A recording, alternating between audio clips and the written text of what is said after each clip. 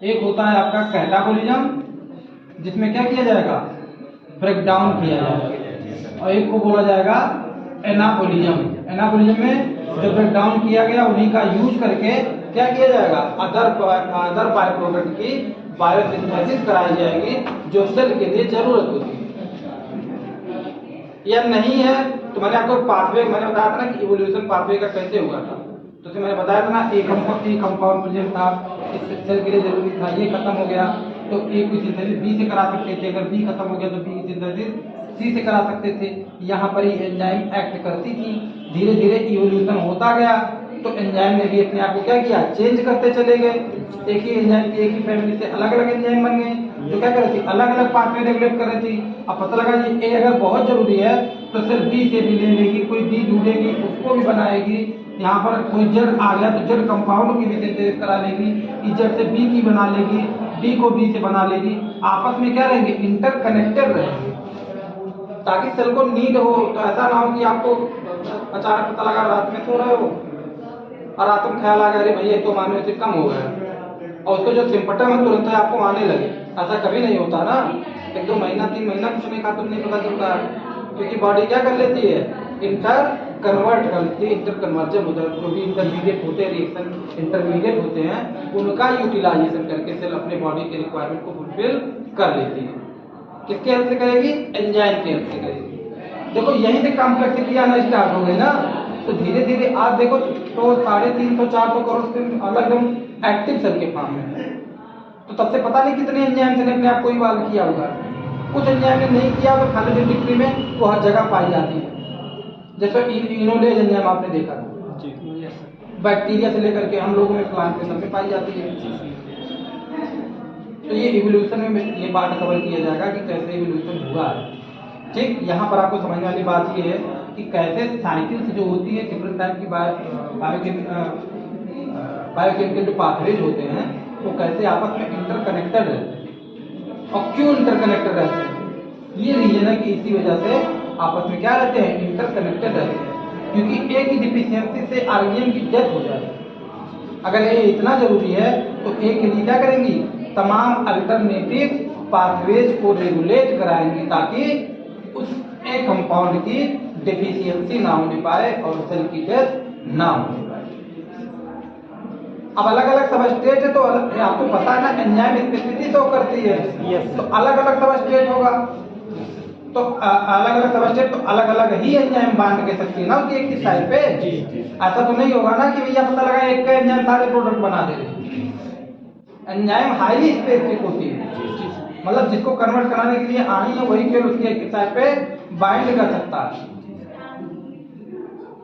Proper covalent binding हो रही थी, देख रहे थे ना, हाइड्रोजन का रिमूवल हो रहा था, डिस्प्लेसमेंट ऑफ वाटर, जो एनर्जी रिलीज हो रही थी वही एनर्जी उसको बाइंडिंग एनर्जी में बदल दे रही थी, तो सबस्ट्रेट बाइंड कर ले रहा था और एंजाइम सबस्ट्रेट कॉम्प्लेक्स बन रहा था, प्रोडक्ट बन रहा था। तो enzyme are there highly specific in nature. That means कि वो केवल एक सबस्ट्रेट, जो सबस्ट्रेट के बाइंड करने की कैपेसिटी है वही केवल को प्रोडक्ट में कन्वर्ट कराएंगे। तो कैटाबोलिज्म में क्या होगा, एनर्जी रिलीज की जाएगी। कैटाबोलिज्म में क्या किया जाएगा, ग्लूकोज का कंप्लीट ऑक्सीडेशन किया जाएगा। आपको पता है CO2 के फॉर्म में निकल गए, अरे glycolysis link reaction, Krebs cycle, CO2 release, NADH ATP GTP या FAD और आपका ऑक्सीजन एसिडिक लास्ट में रिकवरी हो गई। तो ये सब हाई एनर्जी यील्डिंग कंपाउंड थे, तो इन्होंने क्या किया, कंपाउंड का ये जो NADH और आपका FADH, तो आप देख रहे थे ना, ऑक्सीडेटिव फास्फोरिलेशन के थ्रू ATP का फॉर्मेशन कर रहे थे, तो आपको यहाँ पे एनर्जी मिल गई, CO2 रिलीज हो गया। ये हो गई बात किसकी, कैटाबोलिज्म। एनाबोलिज्म में क्या होगा, वही ग्लूकोज मॉलिक्यूल से जो क्रेब साइकिल ऑपरेट हो रही थी उसी के इंटरमीडिएट का यूटिलाइजेशन करके डिफरेंट टाइप के प्रोडक्ट का फॉर्मेशन कर लिया गया। जितनी भी बायोसिंथेटिक रिएक्शंस होती हैं सब किसमें आती हैं, क्या कहलाती हैं, एनाबोलिक रिएक्शन। क्या बोली जाएंगी, एनाबोलिक रिएक्शन। तोड़ फोड़ करो तो कैटाबोलिज्म और फॉर्मेशन करो तो anabolism. both are the part of the metabolism. ठीक, कितना क्लियर हुआ? अब ये तो ये क्रेब साइकिल जो थी आप देख रहे थे एनर्जी रिलीज कर रही थी, कैटाबॉलिज्म तो कर रही थी। अब यहाँ पे आप देखेंगे कि जो क्रेब साइकिल है उसके जो इंटरमीडिएट्स हैं उनका यूज किया जाता है डिफरेंट टाइप के अदर बायोसिंथेटिक रिएक्शन में as a precursor molecule. Precursor molecule मतलब कि एकदम फर्स्ट स्टेप पे जो सबस्ट्रेट इन्वॉल्व होता हो और उसके थ्रू लास्ट में प्रोडक्ट बनता हो। तो लास्ट वाले का प्रिकर्सर कौन हुआ? जो फर्स्ट वाला है। जैसे ए से बना सी से बना डी से बना जेड, तो जेड का प्रिकर्सर मॉलिक्यूल कौन है? ए। ठीक, तो इसी तरीके से आपका जो भी टीसीए साइकिल में क्रेब साइकिल में जितने भी सबस्ट्रेट का मतलब रिएक्शन इंटरमीडिएट का फॉर्मेशन, ये सब क्या है? रिएक्शन इंटरमीडिएट है ना, बीच में बन रहे हैं। इनका यूटिलाइजेशन किया जाए for the biosynthesis of other compound which are required for the cell to sustain the life. ठीक, अब इसमें सबसे पहले आप देख रहे थे ना एसिटिल कोएंजाइम में से ऑक्सैलो एसिटिक एसिड का फॉर्मेशन हो रहा था। एसिटिल कोएंजाइम में ऑक्सैलो एसिटिक एसिड के साथ में अटैच हो रहा था और यहाँ पर एंजाइम काम कर रही थी, फॉर्मेशन कर रही थी सिट्रेट का। तो यही सिट्रेट जो होगा वो कन्वर्ट हो जाएगा किसमें? आइसोसिट्रेट में। तो ये मतलब सिट्रेट या आइसोसिट्रेट ये दोनों कहाँ चले जाएंगे, कहाँ यूटिलाइज किए जा सकते हैं? लिपिड की बायो सिंथेसिस कराने में। ये आइसोसिट्रेट कन्वर्ट हो जाए माइलोनिन कोएंजाइम में। माइलोनिन कोएंजाइम में फिर आप देख रहे थे कि बायोसिंथेसिस जो पढ़ा रहा था तो माइलोनिन की कोएंजाइम में से सिंथेसिस हो रही थी। ठीक, 3 स्टेप की प्रोसेस थी। इसके बाद आइसोसिट्रेट से अल्फा कीटो ग्लूटारेट या 2 ऑक्सो ग्लूटारेट का फॉर्मेशन हो रहा था जी। अल्फा कीटो ग्लूटारेट से क्या किया जाएगा? ग्लूटामेट की बायोसिंथेसिस कर दी जाएगी। वही ग्लूटामेट की बायोसिंथेसिस किया जा सकता है किसका? ग्लूटामीन का, प्रोलीन का और आर्जिनिन का। ये क्या है? अमाइनो एसिड्स है। ठीक, और ये क्या है? अल्फा कीटो ग्लूटारेट क्या है? अमाइनो एसिड है। Alpha keto glutarate amino acid है।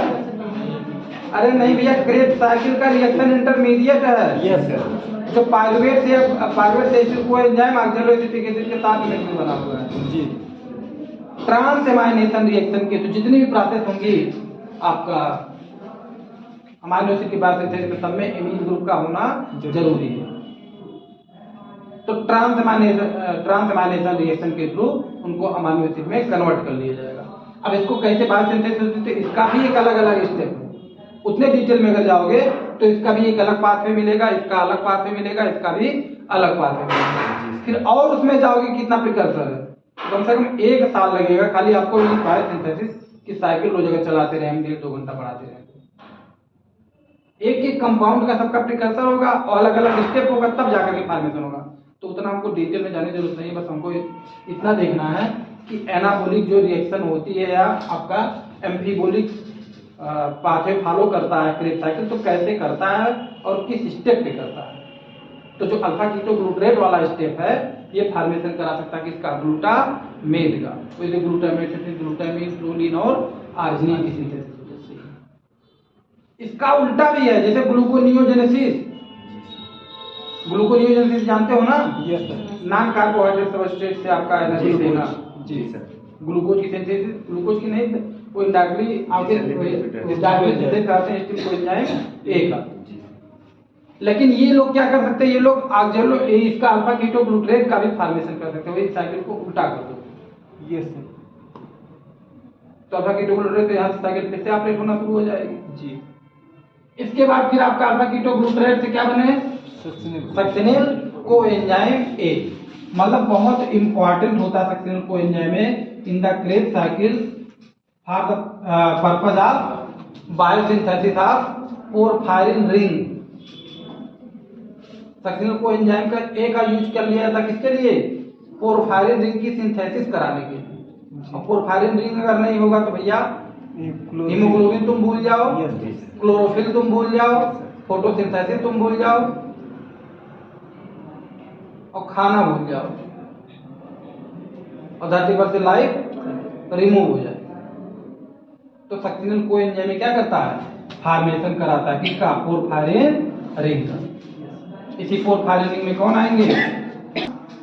एलानिन और टायरोसिन की सिंथेसिस हो सकती है जी। और सक्सिनल कोएंजाइम से पोरफायरिन रिंग का फॉर्मेशन होता है। पोरफायरिन रिंग में कौन कौन? हीमोग्लोबिन की पोरफायरिन रिंग और क्लोरोफिल की पोरफायरिन रिंग। अरे तभी तो आप बना रहे थे ऐसे ऐसे करके सेंटर में Mg आयन। यस हाँ जी, ऐसे करके तो बना रहे थे।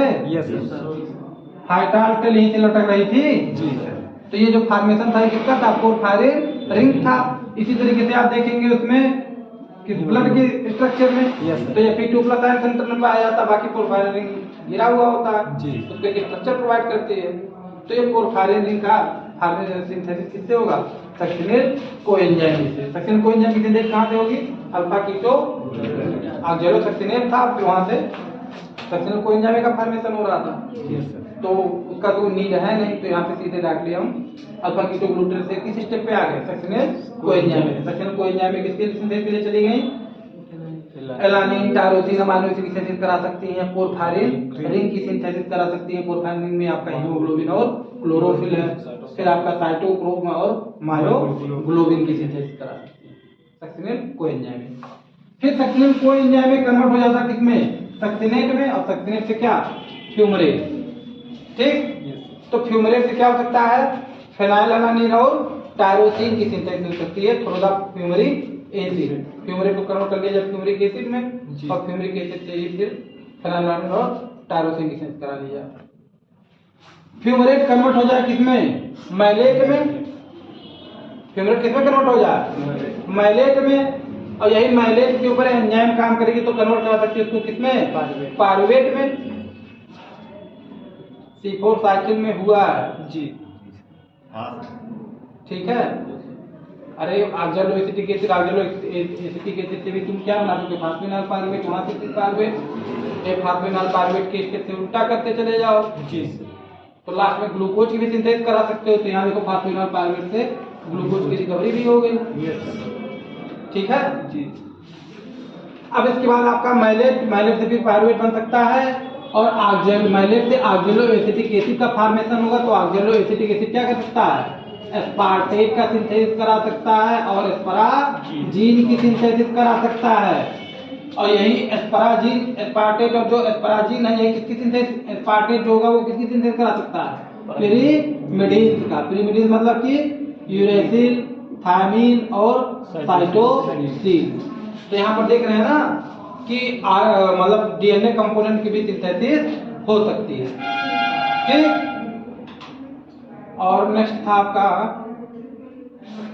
ठीक है, अब यहाँ पे ऑक्सैलो एसिटिक एसिड अमाइनो का सिंथेसिस कर सकता है, साथ में ऑक्सैलो एसिटिक एसिड कन्वर्ट हो जाएगा, कन्वर्ट हो सकता है किसमें? फास्फोइनॉल पारुवेट में। किस एंजाइम के थ्रू? पेप कार्बोक्सी काइनेज के थ्रू। अगर यही पेप को कन्वर्ट करना हो डायरेक्ट तो फास्फोइनॉल पारुवेट डायरेक्टली कन्वर्ट हो सकता है किसमें? ऑक्सैलो एसिटिक एसिड में। वही ऑक्सैलो एसिटिक एसिड पे फिर एमडीएच काम करे तो वही फिर सिंथेसिस हो सकती है मैलेट की। ठीक, मतलब आपस में सब क्या होते हैं? एक दूसरे के ऊपर एंजाइम एक्ट करता रहे कि अपना रूप बदलते रहेंगे। ठीक, एंजाइम अगर एक्ट करेगी फास्फोइनॉल पारुवेट पे पेप कार्बोक्सिलेज, ठीक, तो पेप कार्बोक्सिलेज किसमें करोगे? अधिक फास्फोइनॉल पारुवेट में। और फास्फोइनॉल पारुवेट पे पेप कार्बोक्सी काइनेज काम करके उसको कन्वर्ट कर सकते हैं किसमें? ऑक्सैलो एसिटिक एसिड में। ऑक्सैलो एसिटिक एसिड में एमडीएच काम करे तो मैलेट का फॉर्मेशन हो जाएगा और उसी मैलेट को फिर वापस से कन्वर्ट कर सकते हैं किसमें? पारुवेट। ठीक, ये जो फास्फोइनॉल पारुवेट है, फास्फोइनॉल पारुवेट ग्लूकोज की भी सिंथेसिस करा सकता है और यही फास्फोइनॉल पारुवेट सिंथेसिस कराएगा किसके लिए? प्रिकसर मॉलिक्यूल होगा सेरीन के लिए, ग्लाइसिन के लिए, फेनाइलएलानिन के लिए, टायरोसिन के लिए और ट्रिप्टोफैन की सिंथेसिस कराने के लिए। ये तीनों कौन से अमीनो एसिड हैं? एलिफैटिक अमीनो एसिड है। देखा कौन से अमीनो एसिड है? Aliphatic sir violin leucine isoleucine है। एरोमेटिक क्यों है इनके अंदर? बेंजीनिंग होता है। इमेडियोल, जी सर। बेंजीन के साथ में इमेडियोल भी होता है। Yes sir. इस तरीके से बनाते हैं। Yes sir.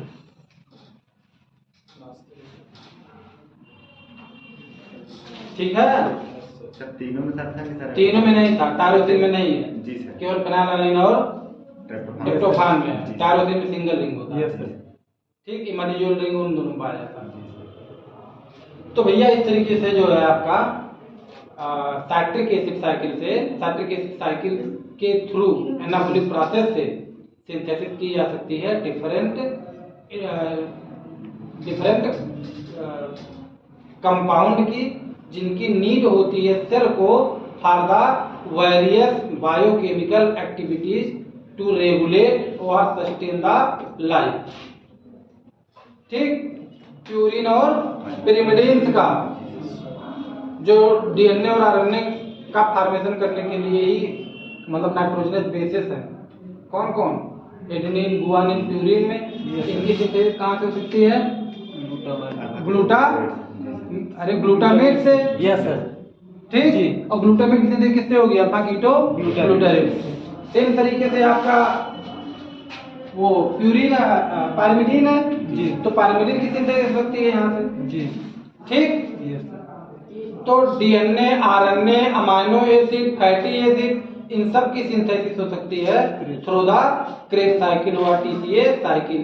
यही इसको बोला जाता है क्या? रिसेंटेमेंट का यूज कर रही है, इसीलिए इसको बोला जाता है एनाप्लेरोटिक रिएक्शन। ये इसी को बोला जा सकता है एनाबॉलिक रिएक्शन। अमाइनो एसिड की सिंथेसिस कराई जाए किसकी? Acetyl coenzyme. और फिर वही एसिटिल कोएंजाइम से वापस से पायरुवेट ऑयल बना करके इसे ग्लूकोज बना लिया जाए। जी। तो क्या इस प्रोसेस को बोला जाएगा?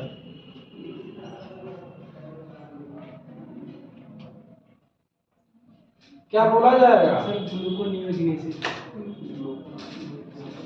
सबसे जूनियर है क्लास में, लेकिन जो पढ़ाया जाता है तो क्या करता है? एक्सेप्ट करता है और रिसेप्टर सही है। अभी कल ही मैंने बताया था ना, ग्लाइकोजेनोलिसिस, ग्लूकोनियोजेनेसिस, ग्लाइकोजेनेसिस सब टर्म बता चुके हैं, सबकी सिंथेसिस मतलब पाठ्य बताया जा चुका है। ग्लाइकोजेनेसिस में क्या होगा? ग्लाइकोजन की सिंथेसिस होगी इंसुलिन के प्रेजेंस में। Yes sir. ग्लूकोनियोजेनेसिस में क्या होगा? नॉन कार्बोहाइड्रेट जैसे आपका फैटी एसिड हो गए, अमाइनो एसिड हो गए, इन सब से कार्बोहाइड्रेट की सिंथेसिस कराई जाए। एसिटिल कोएंजाइम इनका यूज किया जाए एसिटिल कोएंजाइम का फॉर्मेशन करने के लिए, उससे ऊर्जा ली जाए। तो ग्लूकोनियोजेनेसिस वहां ऊपर में लिख दूं तो ग्लूकोनियोजेनेसिस के थ्रू फॉर्मेशन करने किसका? एसिटिल कोएंजाइम ए का। और जब एसिटिल कोएंजाइम ऑपरेट होगा तो एनएडीएच मिलेगा ही। Yes sir. साथ में बीटा ऑक्सीडेशन जब होता है तब तो एनएडीएच मिलता है। Yes sir. जी। हाँ बोलो। Yes sir. कितना एनएडीएच मिल रहा था? सर 8 8 मिल रहा था एक ची के टूटने से। Yes sir. कुल बारी बारी से टूटेंगे 16-17 कार्बन होते हैं। Yes sir. तब 16 से 20 कार्बन जाते हैं। 16 से 20 कार्बन से कितना एनएडीएच बन रहा था? 108 और 106 के आसपास था। एटीपी टोटल बनेगी सर। टोटल एटीपी बनेगी ना 108 है सर। 108 तो कितना एनएडीएच बनेगा? अरे 2.5 एटीपी से मल्टीप्लाई कर लो, कम से कम 30-35 टी आपके एनएडीएच का फॉर्मेशन होगा। Yes sir. वो तो सर मतलब कि 6 हाँ 6 गुना 12 एक सर क्रेब साइकिल से 6 बनते हैं सर। 8 एसिटिल कोएंजाइम बनेंगे। अरे इसका छोड़ो, वहीं पे उसका वो सर एक साइकिल टोटल अगर फैटी एसिड देखोगे ना तो फैटी एसिड जब ब्रेकडाउन होता है तो इन कंपेरिजन टू ग्लूकोज वो ज्यादा सिंथेसिस कराती है। किसका ज्यादा फॉर्मेशन कराती है? ऊर्जा का।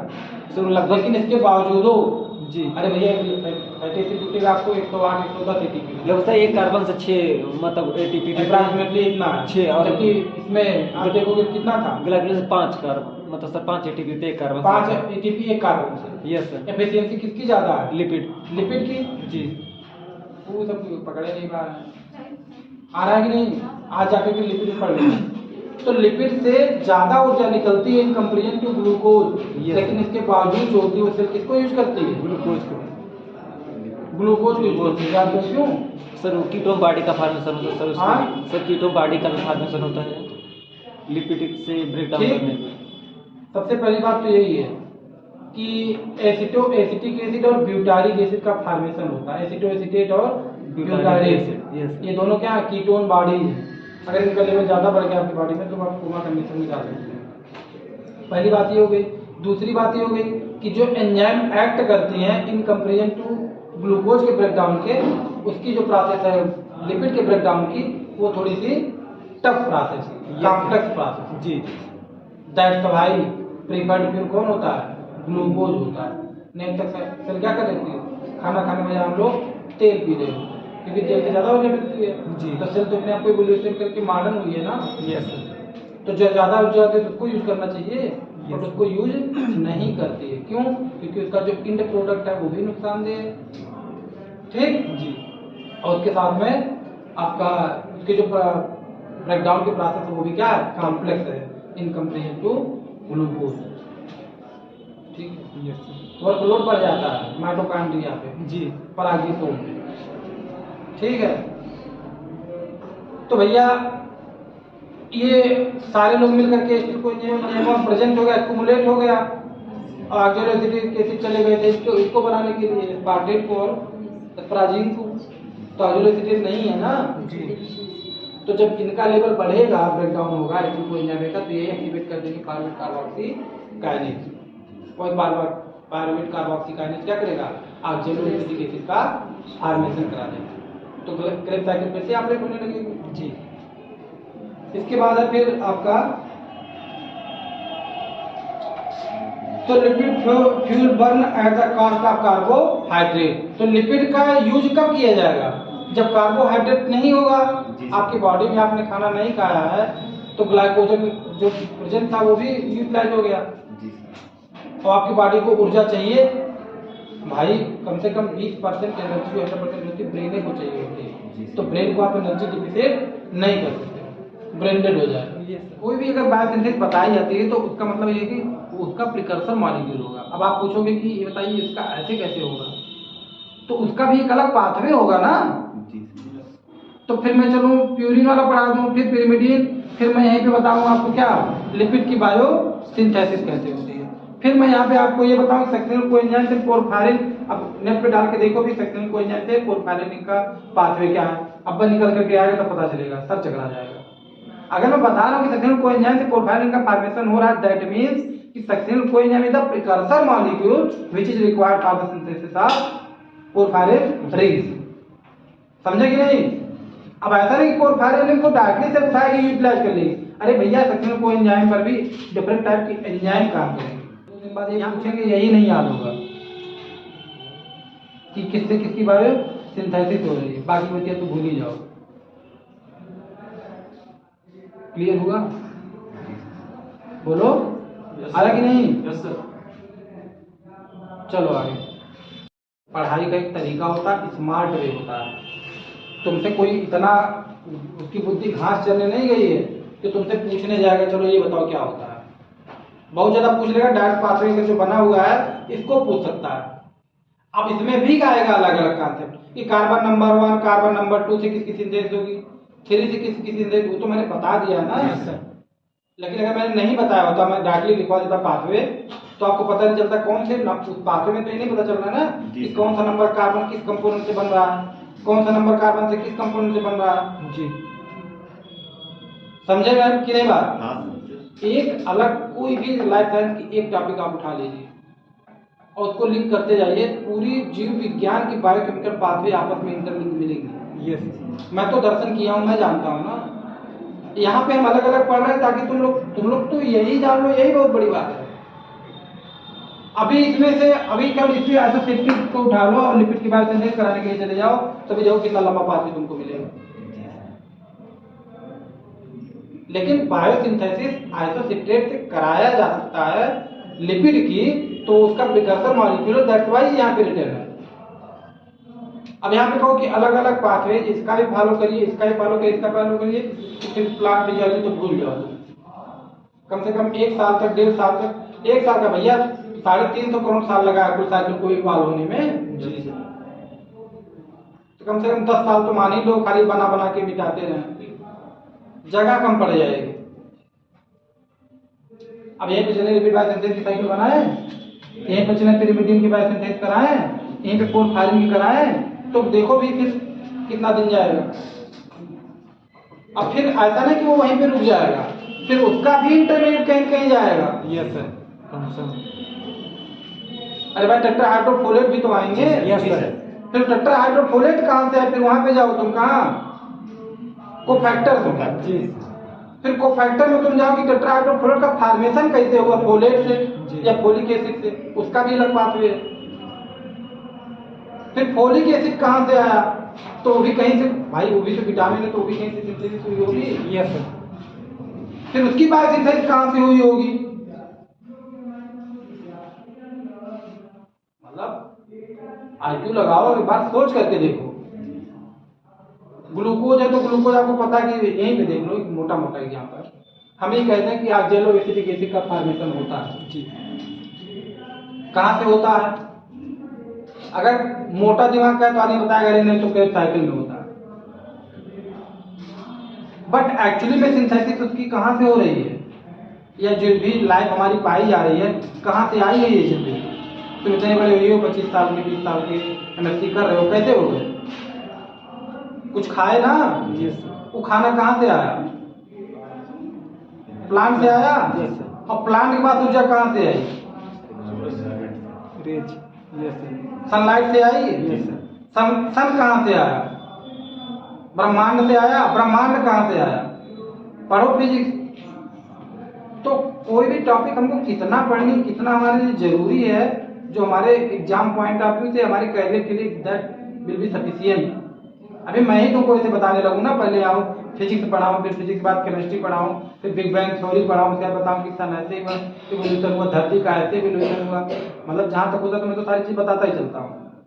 लेकिन एक एक चीज की अगर तुम डिटेलिंग में जाओगे ना, ये कैसे होता है, ये कैसे होता है, ये कैसे होता है, तो भैया एक एक एंजाइम, मतलब ऐसे नहीं कि ऐसे डायरेक्टली टायरोसिन का फॉर्मेशन हो गया, या मैंने लिख दिया उसका सिंथेसिस करा दिया। अरे भैया इसका भी अलग एक पाथवे होगा।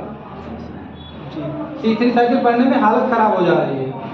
क्या बन रहे हैं, सुक्रोज स्टार्चेज बन रहे हैं, और वही सुक्रोज स्टार्चेज टूट करके आ रहे हैं ग्लाइकोलाइसिस के थ्रू, पायरुवेट और ऑक्जेलो एसिटिक एसिड का फॉर्मेशन हो रहा है, मैलिक का फॉर्मेशन हो रहा है, और वहीं अल्फा कीटोग्लूटान का फॉर्मेशन हो रहा है, वहीं से अमीनो एसिड तो बन रही है। तो एक एक पाथवेज को फॉलो करना पॉसिबल है, इसीलिए तो नहीं पढ़ाया जाता है, आपके बुक में भी नहीं दिया, इसीलिए कि जहां पे जितना जो जरूरी है उतने आपका दिया जाता है कंटेंट। कितना बड़ी से बड़ी किताब खरीद लो, लेनेंजर खरीद के एक बार पढ़ के देख लो, जहां पे जितना जरूरी है उतने छोड़ देते हैं लिख करके। साइट्रिक एसिड है, एनाबोलिक है, इतने लिख करके छोड़ देंगे, बहुत ज्यादा करेंगे, एक्सप्लेन कर देंगे, यहाँ पे ट्रांसअमाइनेशन होगा, यहाँ पर ये एंजाइम काम करेगी, इसको ये बना देगी, पूरा पाथवे कभी नहीं बनाएंगे, कोई खरीदेगा नहीं किताब। समझे कि नहीं। जितनी भी बायोकेमिकल पाथवेज है, मैंने कल ही बताया था तुम लोगों को कि जितनी भी बॉडी की बायोकेमिकल पाथवेज सब आपस में इंटरलिंक होती है। हम अलग अलग क्यों पढ़ते, ताकि आसानी से स्टडी की जा सके। तो यहीं से उठाओगे तुम क्रेब साइकिल से ही तुम्हारा प्यूरिन के बायोसिंथेसिस की साइकिल उठा लो जी, यहीं से क्रेब साइकिल से तुम pyrimidine बायोसिंथेसिस करा लो, वहीं से फिर डीएनए चले जाओ, फिर डीएनए के क्या करेगा, तो चलो डीएनए को बताओ कि डीएनए ये काम करता है, फिर बताओ कि डीएनए के बाद क्या होता है, तो डीएनए के बाद एप्लीकेशन होता है, फिर ट्रांसक्रिप्शन। तो भैया पूरी बायोलॉजी एक जगह ना पढ़ लें, का अगर मॉलिक्यूलर बायोलॉजी, सेल बायोलॉजी और प्लांट फिजियोलॉजी और बायोकेमिस्ट्री बना हुआ है, अलग अलग बना हुआ है ना, और सारी चीजें क्या है आपस में इंटरलिंक्ड है। अलग अलग पढ़ो, आपस में जोड़ लो, वहीं तुम जीनियस हो जाओ। यो पढ़ रहे हो और वो भी लिंक को नहीं कर पा रहे कि यहाँ से जो है डीएनए बन रहा है, तो ये चला गया मॉलिक्यूलर बायोलॉजी में, डीएनए प्रिकर्सर है ना यहाँ पे, और वहाँ पे तो डीएनए का बोलबाला था, मार रेप्लिकेशन करा रहे थे, ट्रांसक्रिप्शन करा रहे थे, एमआरएनए बन रहा था, एमआरएनए से प्रोटीन बन रही थी। पॉसिबल है, बोलो।